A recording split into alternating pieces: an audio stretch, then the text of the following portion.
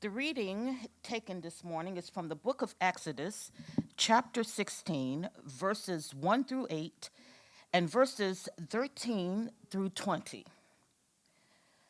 The whole Israelite community set out from Elim and came to the desert of Sin, which is between Elim and Sinai, on the 15th day of the second month after they had come out of Egypt. In the desert, the whole community grumbled against Moses and Aaron. The Israelites said to them, "If only we had died by the Lord's hand in Egypt. There we sat around pots of meat and ate all the food we wanted. But you have brought us out into this desert to starve this entire assembly to death." Then the Lord said to Moses, "I will rain down bread from heaven for you. The people are to go out each day and gather enough for that day. In this way, I will test them and see whether they will follow my instructions.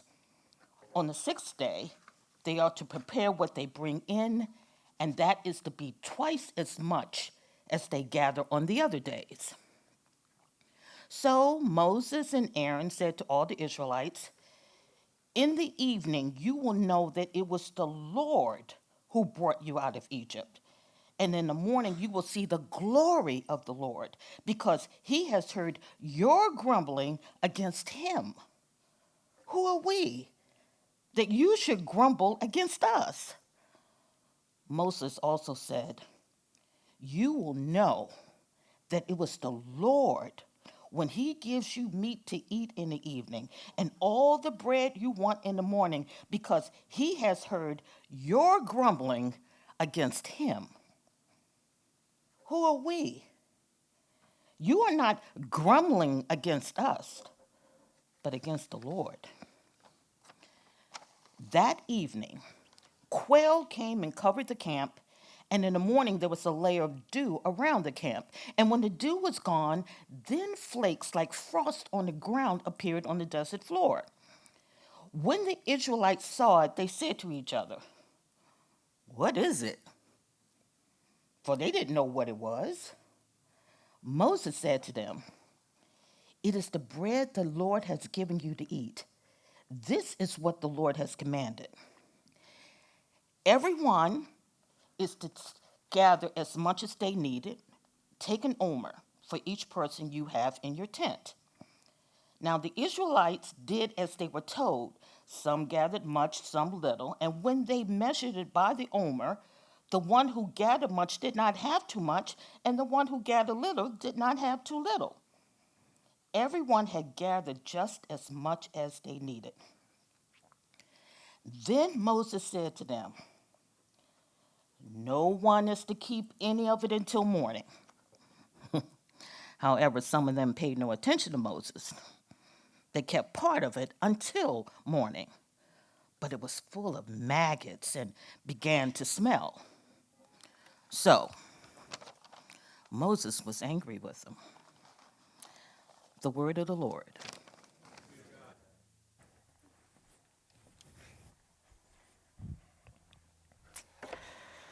Thank you, Katrina, for reading that so wonderfully and beautifully. We're continuing in our sermon series through the book of Exodus, and particularly we're looking at the Israelites' wandering wilderness journey, starting in Exodus chapter 14 that we started a couple of weeks ago. And it comes right after God saves them out of slavery under Pharaoh, out of Egypt. And then now through the wilderness, he's teaching them who he is and what it's like to follow him. Or in other words, what life is meant to be like for the Israelites or for God's people. And so therefore, we've been calling this sermon series Formed to be Truly Human. Because we've been saying that we're made for a relationship with him. We're made to follow him and live the way that he has always intended us to live. And that's sort of what a picture of abundant life, full, flourishing life was always meant to look like, living under the rule of God. And now last week we saw this incredible epic story, right, of Moses saving the Israelites, or the Lord saving the Israelites through Moses, going right through the Red Sea, right? Killing Pharaoh and his entire army. And at the end of that passage, I don't know if you remember, but it said, the Israelites were in awe and wonder of the Lord, and they trusted and followed the Lord and Moses, his servant. Now, that might make you think at the end of that, oh, God did this wonderful thing for them, and now the Israelites totally changed. They were totally renewed. They were transformed to finally be the people that God was saving them to be, not like slaves under Egypt. But our passage today shows that is sadly, sadly not the case. That is sadly, sadly not the case. And we've been saying over and over, the reason for that is that it took just 4 days to get Israel out of Egypt. But it's going to take 40 years in the wilderness to get the Egypt out of Israel. God is doing a deep work of spiritual formation in the Israelites after he saves them. And he does that by calling them into the wilderness, a place where there isn't a lot of life, where there's barren land, where food is scarce. And he does that deliberately to shape them and form them to be a kind of people that he's called them to be. Now, today in our world, we want to avoid the wilderness at all costs. We want comfort and paradise. And yet God doesn't call us to that. And the Bible also says that the wilderness isn't something necessarily to be avoided. Might be a surprise to you. But the wilderness is something that's very ordinary and something that God uses as a necessary part of the Christian life. If you consider yourself a Christian, you follow him. That if you want to grow and become more and more like him and to experience the fullness of life that he has for us, it can always and only come on the other side of a wilderness journey. So we see in our passage that the Israelites are confronted with sort of who they really are through the wilderness, and we're going to find out how God meets them in their need and shows them how they can actually trust him. So let's look at our passage by looking at 3 things. Let's first look at the grumble, and then we'll look at the test, and then finally the provision. So the grumble, the test, and the provision. Look with me starting in verse 1 and 2 in chapter 16. Says that the 15th day of the 2nd month after they had come out of Egypt, right? That's the context. In the desert, the whole community grumbled against Moses and Aaron, their leaders. And the Israelites said to them, if only we had died by the Lord's hand in Egypt. There we sat around pots of meat and ate all the food that we wanted. But you have brought us out into this desert to starve this entire assembly to death. Now, let me recap for us a little bit as to what brought us to this particular scene. Again, God had just saved Israel from Pharaoh through the Red Sea, and it has just been a mere 2 months. It's been 8 weeks since that has happened. And we see now what the Israelites are really like as they start to grumble and they complain because of their lack of food in the wilderness. And this picture kind of shows just how far they really are in their spiritual formation from who God is calling them to be. And I think as we unpack the grumble of the Israelites, it's going to be really helpful to uncover a lot of things in our hearts as well. Because I think when you think of the word grumbling, I don't know who you imagine, maybe some old curmudgeon guy. It's always sort of a guy, right? But you kind of imagine them being really unhappy, resentful, ongoing resentment, complaining, always discontent. And I think, in the story, it sort of makes sense because in the wilderness journey is very, very hard. So imagine the Israelites have been traveling for several weeks. They're tired and they're hungry. That's a really bad combination for any of us. I mean, how many of us really get hangry in this room? Yeah, spouses are looking at the other person, right?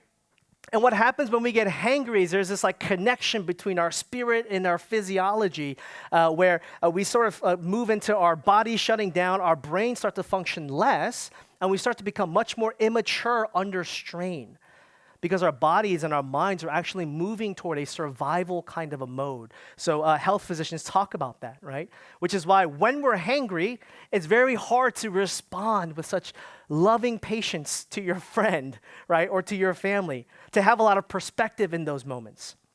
Instead, we regress and we start to respond really like children that can't wait for anything, right? We all know what that's like. One of the great examples of this is always those great Snickers commercials, right? It's like, hungry, why wait? And it's always like, you're not you when you're hungry, and it's a picture of someone who's acting like a diva in the back of a car. It's like Aretha Franklin, right? Until they eat a Snickers and they're finally not hungry anymore and they turn back to normal. And the tagline is like, you're not you when you're hungry. I think that resonates with a lot of us because we know exactly what that feels like. Like there's this sort of connection between our bodily, the needs that we experience or we want, right, and what happens kind of in our spirits. But I want to take a little bit of a deeper look as to what's really happening in the hearts of the Israelites.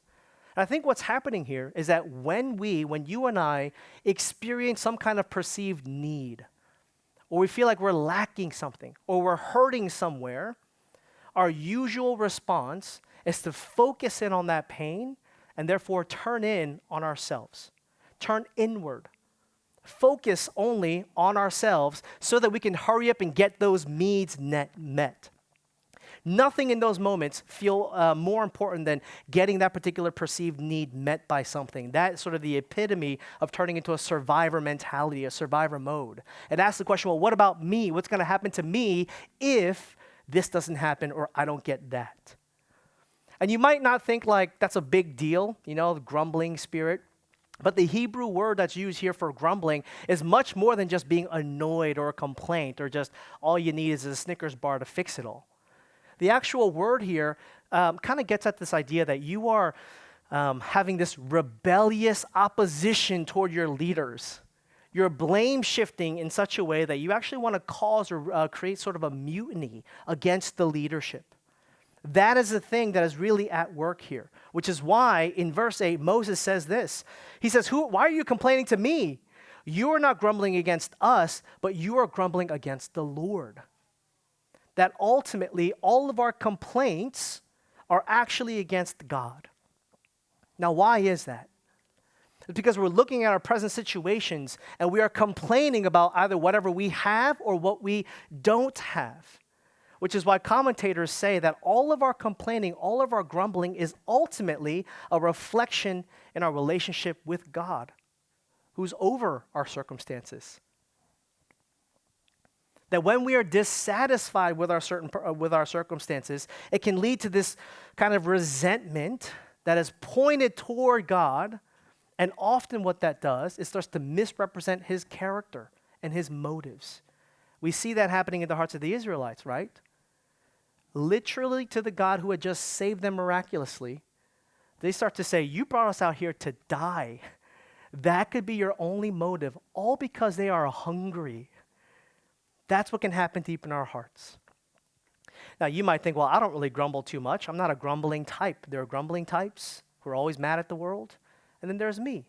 I'm a joyful, happy person. It doesn't happen that way. But this isn't just a personality thing. This is a heart issue that we all struggle with. All right, some of us might always see the cup half empty. We're always looking at what the negative things are in a particular situation. But some of us, our grumbling spirit kind of comes out by saying, oh man, that must be nice. I wish I had that. Why can't my life look like this? In the most joyful, pleasant way possible that you could say it. That's still a grumbling spirit. So the question for us is, what is that thing that really frustrates you in your life right now, that captures your attention, that makes you feel a kind of widening gap between the life that you want and what you think God is actually providing for you? What is the thing that you're always complaining about? We've got this grumbling spirit in all of us. And here's the thing. Part of it is not just you guys are bad for doing that, right? Our world, our culture today absolutely drums up more of a grumbling spirit, and here's why. We live in a hyper-consumeristic world that tries to sell us everything and anything, right? And the way that it tries to sell us that is to say, hey, if you have this, then you will be happy, which makes us feel like we're always lacking something, and yet we shouldn't be lacking that thing. Right? In short, our world kind of sells to us that, hey, this life should be like a paradise. You should have everything that you want. This life is not a wilderness. So if you don't have the thing that you want, you can buy it from us. You can get it from us, and then you will finally be happy. And so the world tells us you can live your best life here and now if you buy this thing, if you have that experience, if you travel there, and not only that, you can have it now. You can have it today, and you deserve to have it today. Because this life is meant to be a paradise for you. Live your best life. And what's ironic about that, not only does that culture sort of always give us those messages, what's ironic about that is that it never leads to us being more content and satisfied in the things that we have. Instead, it leads us to a more, an increased grumbling spirit. Because when we don't experience that kind of satisfaction, our hearts tend to think, but why not? I deserve to feel this way. I deserve to be happy. I deserve to be fulfilled. I deserve to be satisfied. Why isn't that happening? And then product marketers say, well, just buy this, and then you will be. And it's this insidious cycle that happens. Here's what one commentator says about this. Look with me. He says, we live in a culture based on instant gratification. We do more than just try to get what we want. We demand it. And so we are always thinking about what we don't have and foolishly thinking that if only we had it, then we'd be satisfied. But to do that is to locate the problem on the outside rather than on the inside. The real problem is our own dissatisfaction, the grumbling of a complaining heart. The narrative goes that unless I have this thing, or unless my life looks like this, that's not life. Life is not really life unless I have this. That something is incomplete and something needs to be added to it. In Philippians chapter 3, the Apostle Paul talks about this. He says that their God is their stomachs. You know that line that the Apostle Paul talks about? He's basically saying that people are ruled by their fleshly desires, their desires for more, their desires for fulfillment, their fleshly desires that are always hungering for satisfaction but are never quite satisfied, which means they're ruled by just the thing that they look to say, if I had this, then I'll be happy. That's what it means for your God to be your stomach, your fleshly desires. And that leads only to a complaining, grumbling spirit. And God is now actually using the wilderness to draw that out, to show the Israelites what it is that they're really looking for in this life, what makes life life to the Israelites. But God hears their grumble, and we read that he provides this incredible bread from heaven as we move to the test that he now gives. Because he now not only provides this miraculous bread from heaven, but he gives it with specific instructions. Here's what he says starting in verse 4. Then the Lord said to Moses, I will rain down bread from heaven for you. The people are to go out each day and gather enough for that day. In this, I will test them and see whether they will follow my instructions. On the sixth day, they are to prepare what they bring in, and that is to be twice as much as they gather on the other days. Now, you might be asking, well, God, here's this need that we have to live. Why don't you just miraculously make us not hungry anymore? Right? He could have done that. Or, God, why don't you give us this huge storehouse full of food that we travel with, that we can go to any time we get hungry? He doesn't do that either. But instead, what does he say? You are to gather enough for each day, and on the sixth day, gather twice as much so that you can rest on the Sabbath day. And he gives these clear instructions, we're told, because he wants to test them. He wants to test Israel. Now, what does he mean by testing them? Because a lot of probably trigger thoughts probably come up as to what this particularly means. Let's talk about that. Right? When God says he's going to test Israel, it certainly does not mean that God is putting them through the ringer so that he can find out more about what Israel is like and what their hearts are like. It's certainly not that at all. God is not like a professor who is testing his students, and depending on what their answers are, he's going to either fail or pass them and bring them into a relationship or send them out of a relationship. That's not what God is like. And I hope you're relieved to hear that, because a lot of us, I think, actually do approach God as if he is a professor that is testing us, as if we've got to get the answers right in order for us to be worthy of his love and to be accepted by him. Unfortunately, that's like what a lot of people think Christianity is. But if you follow the entire narrative of the entire Exodus narrative and the narrative of the entire Bible, that's the farthest thing from the truth. We already read in Exodus, God first saves and rescues his people. First saves them, calls them his. And then he forms them and shapes them and grows them and teaches them and tests them. That is the entire story of the Bible. It is not, if I do this, then I will be accepted, because that's what every other major religion says. Christianity is the opposite. It says you are loved, you are accepted, you have been saved, you are in a relationship. And now live for me, live with me, live alongside me, live the way that I have now called you to live. Which means this testing is not for God's benefit, but whose? The Israelites' benefit. It is to show them, it is to show us what we are really like. And it's also to teach us how to start to obey and trust God in our lives, in different area of our lives. To learn how to listen to his word. Because when we do, that's when we experience the fullness of the blessing that's promised in a saving relationship with him. See, genuine saving faith always is followed by this joyful desire to want to obey. That is the kind of relationship that God has saved us for, to follow him. Here's what Philip Ryken says, a great commentator about this. He says, God wants us to do more than simply believe what he has done. He also wants us to obey what he has commanded. God gave Israel these instructions to help them live for his glory. Once we've been saved from sin, the way that we experience the fullness of God's blessing is to trust and obey him, which means, friends, the testing that God does is always for our benefit. It is always for our growth.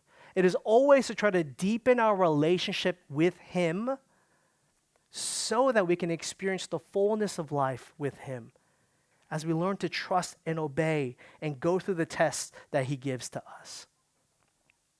And what is it that God is trying to teach the Israelites through this particular test? How is he forming them? By asking them to collect their daily bread.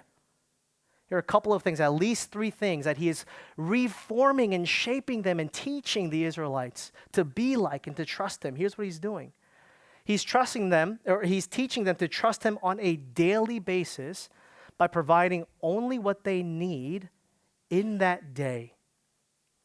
Now, imagine you and I being slaves for generations, never knowing what our next meal is going to be, when it's going to come, if someone's even going to give it to us, if we've earned our next meal, and we're hungry and we're tired. And bread comes raining down onto the ground. The first thing that us New Yorkers would do, try to get as much as we can. We would hoard, we would try to store, we would strategize, we would barter and trade, we would start to do all of these things to try to guarantee our survival, not only for today, but for tomorrow, the next week, and for as long as I can live. And that is the very slave mentality that God is trying to reform Israel out of. Not to hoard, but to keep us dependent on him on a daily basis.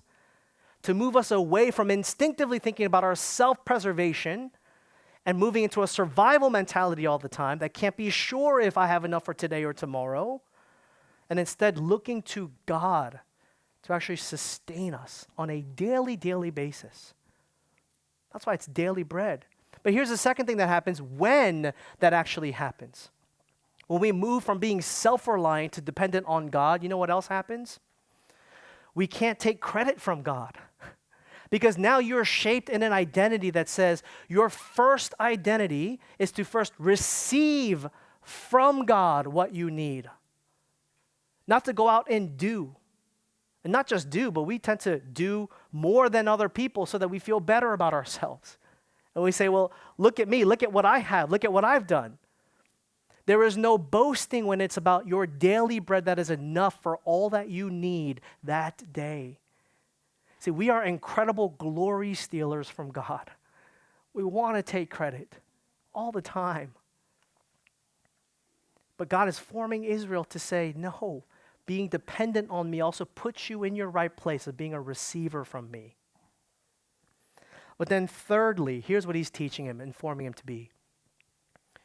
To be content with what he provides on a daily basis as you trust him. To be content.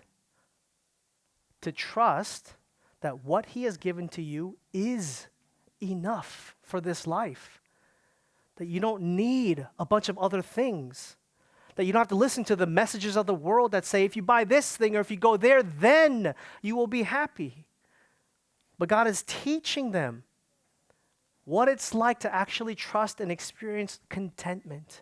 And friends, this is the beginning. Contentment is the beginning of cultivating gratitude.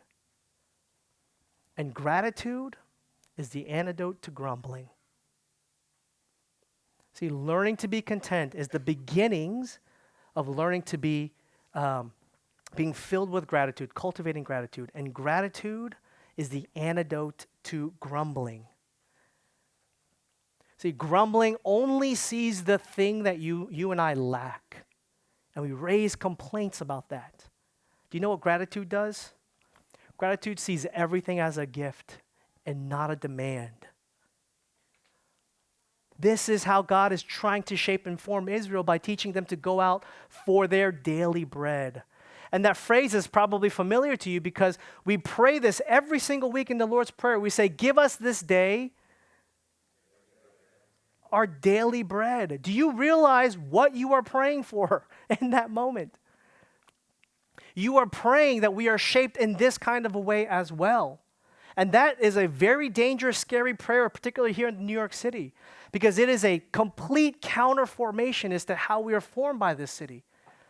You know, we say those words, but we don't really actually want to live those words out to really trust the Lord for our daily sustenance, for everything that we need in this day. We don't do that. Instead, you know what kind of prayers we pray in our hearts? Lord, bless us this day for me to go out and make this bread so I can prove my worth. Bless us to that. Lord, let nothing get in the way of the life that I want. Bless us this way. We don't pray, Lord, no matter what comes, would I be satisfied and content with what you give? May I learn to trust you. May I learn to seek you in every circumstance so that I might know what contentment and gratitude looks like.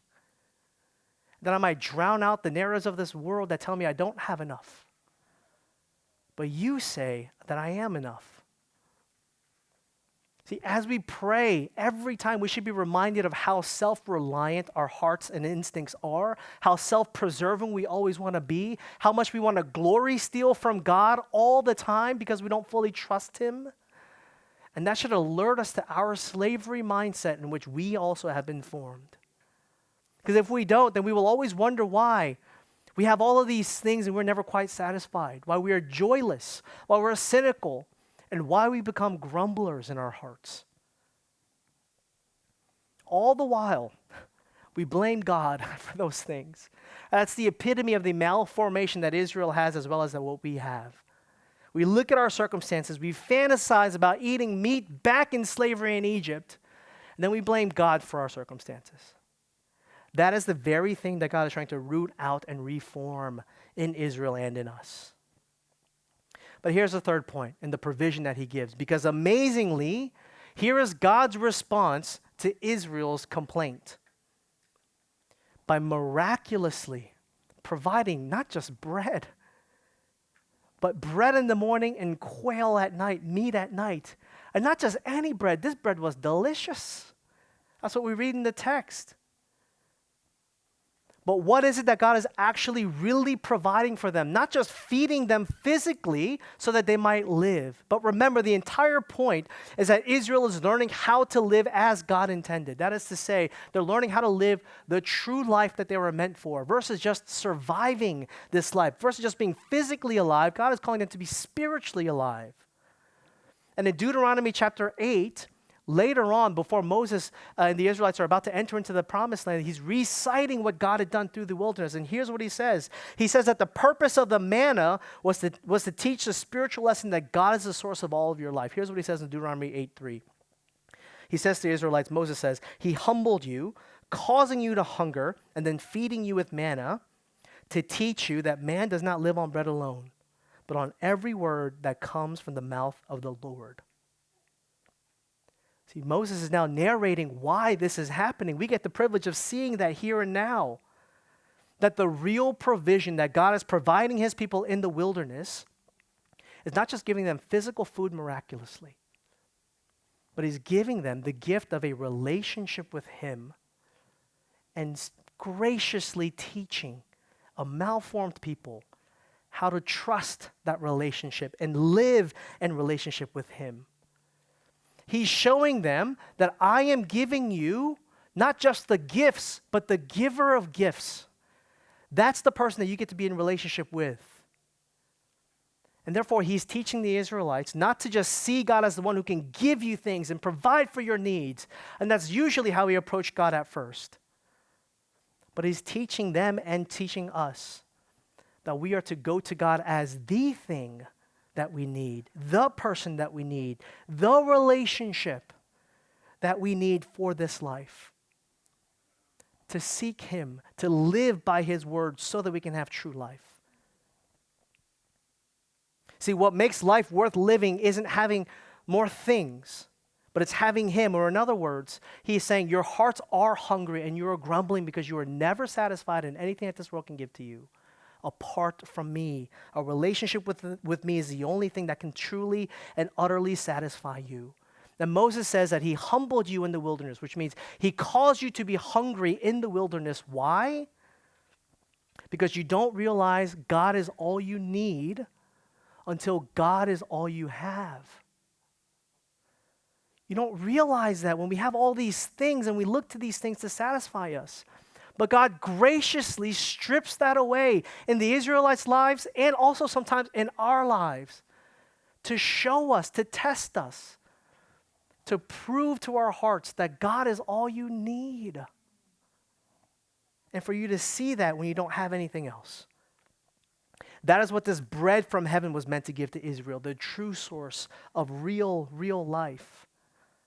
And you see, the manna was trying to teach and train Israel to be dependent on God for all of their needs, but we also see that it certainly had its limitations, right? At the end of the day, it was just physical bread. And no matter how much they ate of it, no matter how much God provided, eventually, they were still going to die. And in fact, this entire generation does die off in the wilderness. But that is because this manna, this bread from heaven, this utter sheer gift of grace from God to his people was only always meant to point to the true and living bread that we really need for life here in this world. Here is this crazy thing centuries later that this Jewish man who walked this earth says in John chapter 6. He feeds the 5,000 miraculously, and then he says this, I tell you the truth, it is not Moses who has given you the bread from heaven, but it is my Father who gives you the true bread from heaven. For the bread of God is he who comes down from heaven and gives life to the world. And then in verse 35, Jesus says this, then Jesus declared, I am the bread of life. Whoever comes to me will never go hungry, and whoever believes in me will never go thirsty. He is making this incredible claim that what you saw God do for the Israelites in the wilderness was always pointing to me.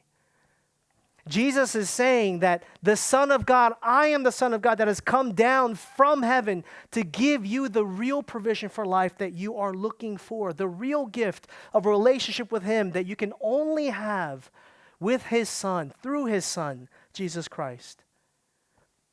And you and I are always going to be spiritually hungry for satisfaction, and it can only be given to us through a relationship with Jesus. And friends, you know how we get that relationship? Because Jesus, the Son of God, who comes down from heaven, is cast out into a true wilderness when he's sentenced to death on a cross. And on the cross, where Jesus is experiencing real spiritual death and true spiritual hunger, he cries out in his weakest state, I am thirsty. And when God gives the Israelites this gracious response by giving them food and water in the desert, do you know what God gives to Jesus Christ? He requires him to pour out even more of his entire blood to pay for our grumbling selves, the ways in which we complain and mischaracterize and assassinate the character of God, and put wrong motives on God and think that he doesn't love us at all when that couldn't be further from the truth. He does that to us, a grumbling people, so that we might be in a relationship with him. by dying the death that you and I should have died, our grumbling hearts should have been far, far, far away from God who provides. And yet, because of what Christ has done, we're brought near. And our deepest spiritual needs are completely and fully satisfied through Christ, who now gives us eternal life, abundant life, not just a surviving life, but full abundant life. And because of what Christ has done for you, you know what he says? He says to you, I care about your heart's desires. I want to know where you feel like you're lacking. I know that you're hungry for something. I've heard your grumbles, but now you won't be judged for those grumbles. But instead, you have to know that I've responded more graciously to you than you could ever imagine. Because I've been prepared to go through anything, even hell and back, to give you everything that you need so that you don't have to feel like you have to add anything else in your life. That is why he says, I am the bread. I am the way to true life. So come to me if you're hungry, if you're thirsty, if you're seeking in this life. Because only Jesus can give us everything that we need.